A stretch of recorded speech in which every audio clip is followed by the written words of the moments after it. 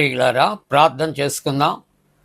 సర్వ సృష్టికర్త, జీవాధిపతి, నీ పరిశుద్ధ నామానికి వందనాలు. ప్రాతకాల ఆరాధన త్రియేక దేవుని యొక్క నామం పేరట తండ్రి ప్రారంభిస్తూ ఉంటుండగా ఈ ఆరాధనలో తండ్రి నీ పరిశుద్ధాత్మను కుమ్మరించి మందరితో మాట్లాడండి. యేసు ప్రభు వారి దివ్య నామమున వేడుకొనుచున్నాము తండ్రి, ఆమేన్.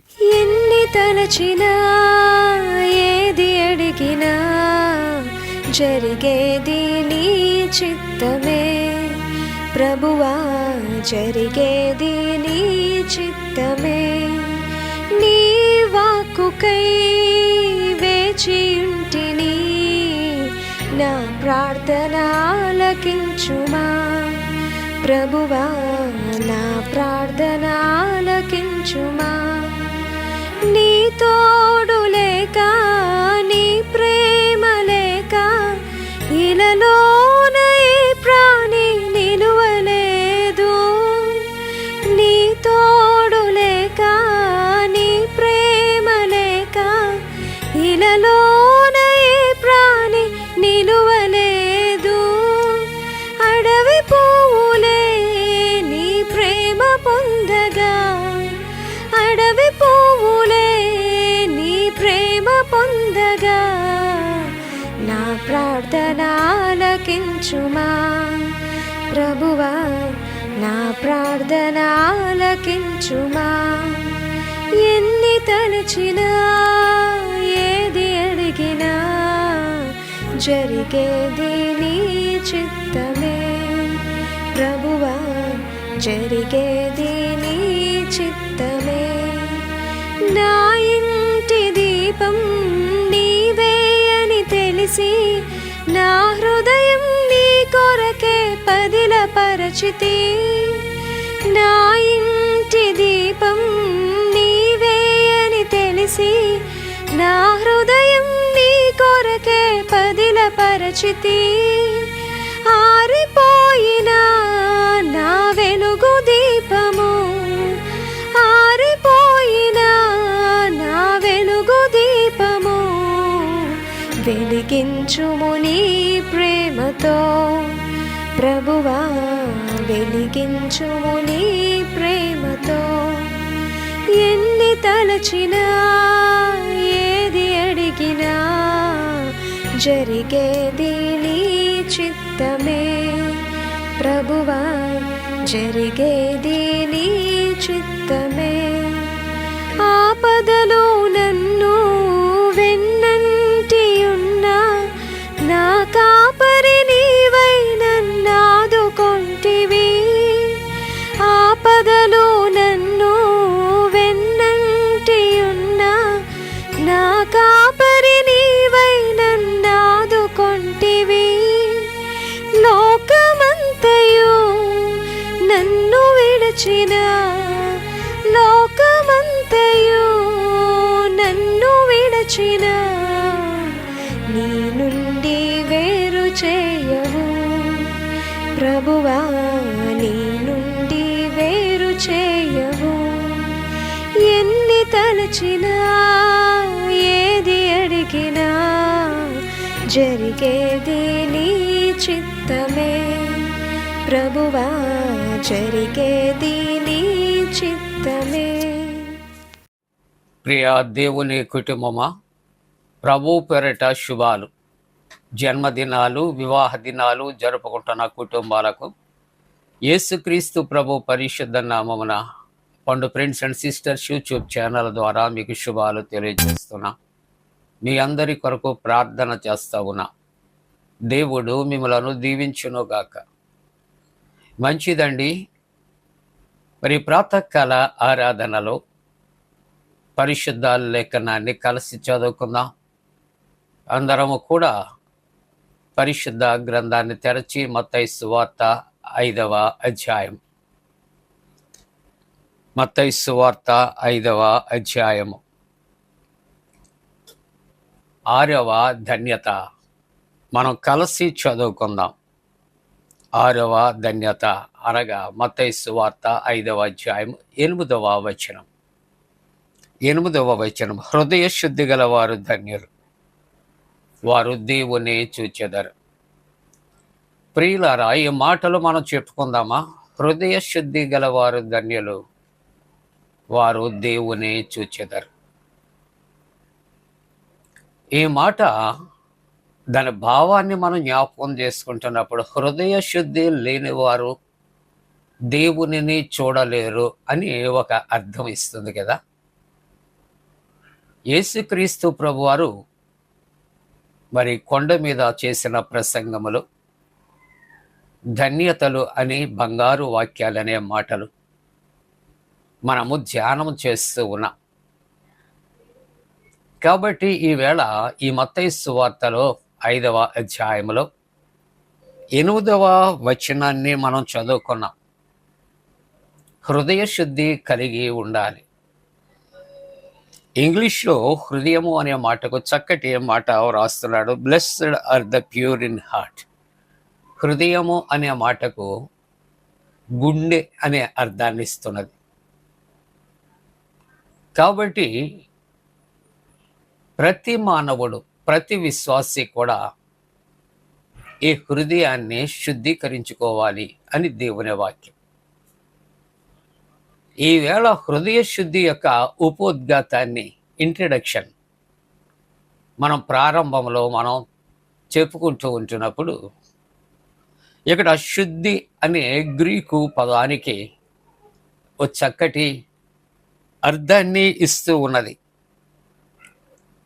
శుద్ధి అనే మాట కట కల్తీ లేనటువంటిది. ప్రస్తుత ప్రపంచము అంతా ఏ వస్తువు చూసినా, ఏ బ్రాండెడ్ చూసినప్పటికీ కూడా ప్రతి వస్తువు, ఆ వస్తువు ఈ వస్తువు అని చెప్పనవసరం లేదు. ప్రతి వస్తువు కూడా నెంబర్ 1 అని చెబుతున్న ప్రతి వస్తువులో కూడా కల్తీ కలుస్తుంది అని ప్రతి మానవుడు ఎరిగినటువంటి సత్యం. కాబట్టి గ్రీకులో ఉన్నటువంటి ఈ యొక్క పదము, దానికి అర్థము శుద్ధత, శుద్ధి అనే మాట గ్రీకులో చెబుతూ ఉన్నది. శుద్ధ హృదయము అనే మాటకు చక్కటి అర్థం ఇస్తుంది. కల్తీ లేనటువంటి హృదయము, కల్మషము లేనటువంటి హృదయము, దోషము లేనటువంటి హృదయము అనే భావాన్ని ఇస్తూ ఉన్నది. క్రీస్తు ప్రభువారు తన యొక్క బోధలలో మానవుని యొక్క పై వేషధారణకు ఆయన ఎక్కువ ఆధిక్యత ఇవ్వలేదు. ఆయన అంతరంగాన్ని చూస్తున్నటువంటి దేవుడు. మానవుని యొక్క జీవితంలో పైకి ఎంత అందచందాలు, గొప్పతనము, అభివృద్ధి, అందరిలో కూడా హెచ్చు, ఇవి కనిపిస్తూ ఉన్నప్పుడు వీటిని చూచేది లోకస్తులు మాత్రమే.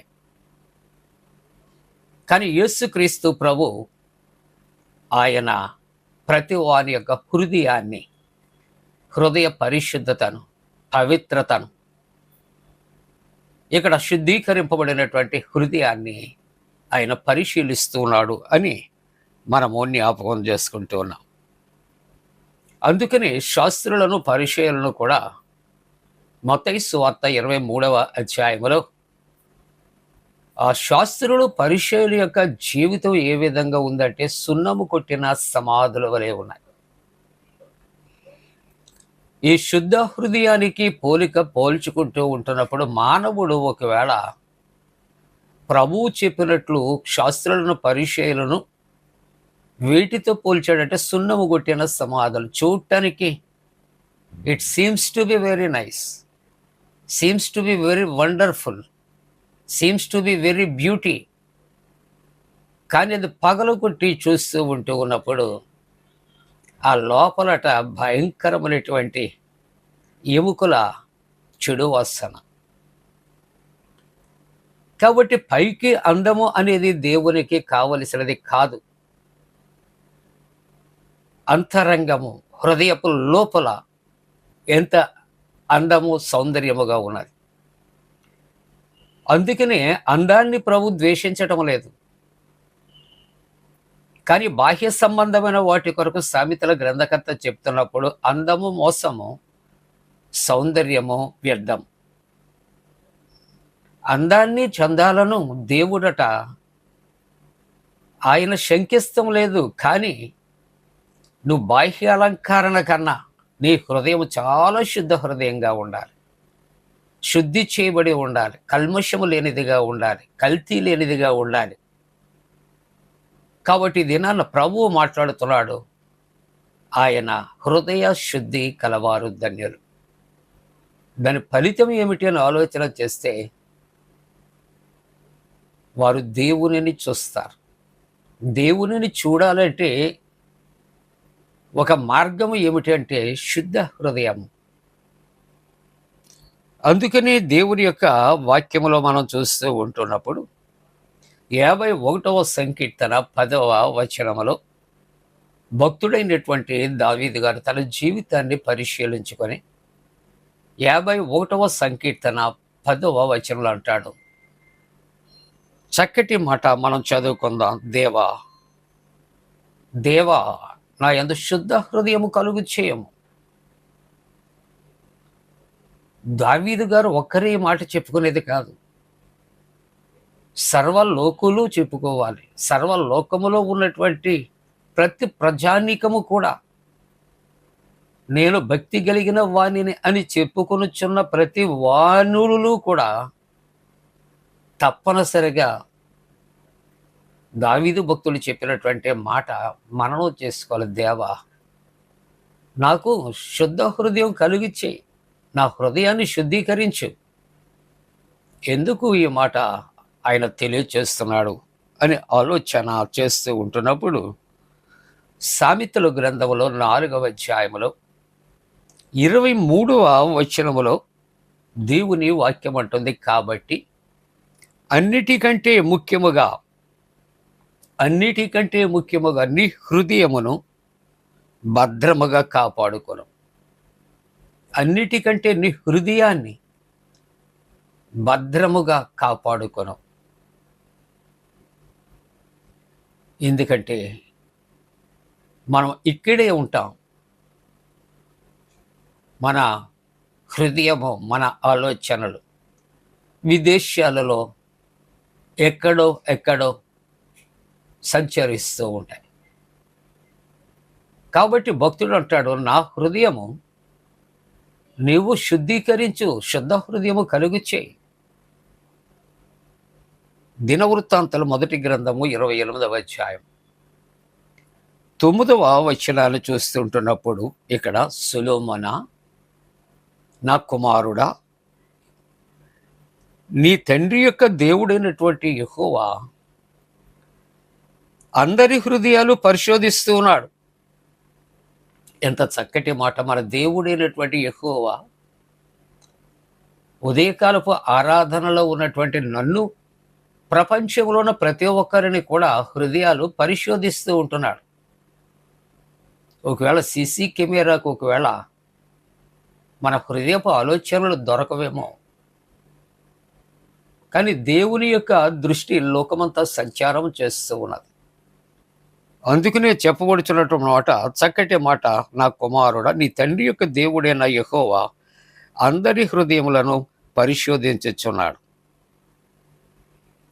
ముగింపుగా ఆలోచన చేస్తూ ఉంటున్నప్పుడు ఆయన పరిశోధించి తెలుసుకున్నటువంటి రిజల్ట్ ఏంటి అని తెలుసుకుంటే ఆదికాండములో 6వ అధ్యాయములో 5, 6 వచనాలు మనం తీసి చదువుతూ ఉంటున్నప్పుడు, నరుల యొక్క చెడుతనము భూమి మీద గొప్పది. ఎటువంటిదండి? నరుల యొక్క చెడుతనం మంచి కాదు. నరుల యొక్క చెడుతనము భూమి మీద చాలా గొప్పదేట. వారి యొక్క హృదయము తలంపులు అన్నీ కూడా ఎలాగ ఉన్నాయి, ఊహ అంతా ఎలాగ ఉంది అంటే ఎల్లప్పుడూ కేవలము చెడ్డది అని చెప్పబడుతుంది. కాబట్టి 6వ వచనములో యెహోవా దేవుడు నరుని యొక్క హృదయం బాల్యము నుండి చెడ్డదే, ఊహలు తలంపులు చెడ్డవే కనుక తాను భూమి మీద నరులను చేసినందుకు యెహోవా సంతాపమునుంది. అయ్యో, ఎందుకు వచ్చింది వీళ్ళు నేను చేశాను అని తన హృదయంలో ఆయన నొచ్చుకుని బాధపడి ఆయన సంతాపపడుతూ ఉన్నాడని దేవుని యొక్క వాక్యం. కాబట్టి ప్రాతకాల ఆరాధనలో ప్రభు యొక్క వాక్యం అంటుంది, హృదయ శుద్ధి కలవారు ధన్యులు. నీవు నేను దేవుని చూడాలి అంటే ఇది ఒక్కటే కాదు, ఈ ధన్యతలలో ఈ మాట మాత్రమే. దేవుని చూడాలంటే ఇంకా మన జీవితము చాలనటువంటివి ఎన్నెన్నో మనము పరిశుద్ధ గ్రంథములో మనకు ఉన్నాయి. కాబట్టి హృదయ శుద్ధి కలిగి ఉందాం, దేవుని చూద్దాం. అలా చేయటానికి దేవుడు తన పరిశుద్ధాత్మ కూడిన మనపై మెండుగా కుమరించునుగాక. ఆమేన్. ప్రార్థన. పరిశుద్ధుడా, నీకు వందనాలు, స్తోత్రాలు. దేవారి ఇచ్చిన ధన్యతల కొరకు వందనాలు.